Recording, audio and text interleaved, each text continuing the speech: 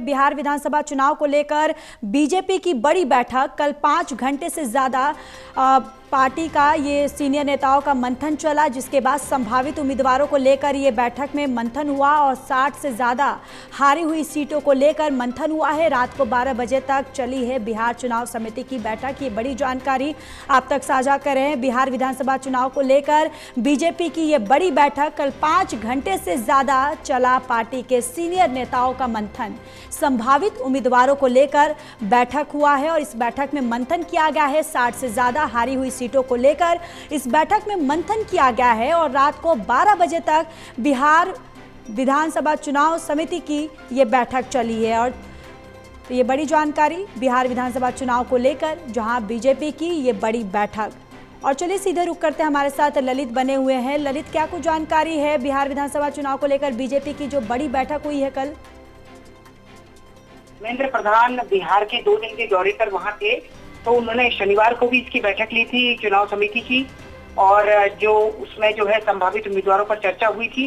उसके बाद उन्होंने कल भी बैठक ली है। कल शाम को तकरीबन 6 बजे से जो बैठक शुरू हुई थी, 7 बजे से, वो रात को 12 बजे तक चली है।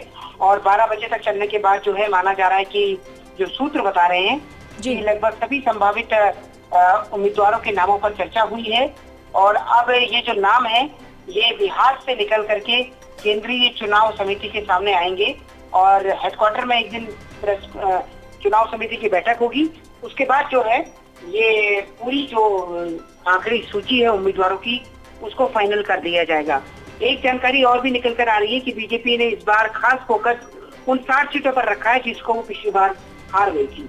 जी बिल्कुल। और देखिए, जिस तरीके से ललित ये बैठक हुई, बताया जा रहा है कि बैठक 12 बजे तक चली है, जिस हिसाब से यानी कि 60 सीटों, यानी 60 से ज़्यादा जो सीटें हारी थी उस पर बीजेपी ने जो आला कमान है उन्होंने मंथन चिंतन किया है। यानी पूरी तरह से यहाँ पर बीजेपी बिहार विधानसभा चुनाव को लेकर एक्टिव है और जिस तरीके से ये बैठक मंथन किया जा रहा है।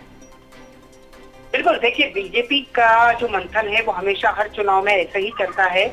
और क्योंकि ये बिहार चुनाव समिति की बैठक थी, तो इस बैठक में सारे उम्मीदवारों के नामों को लेकर चर्चा होती है।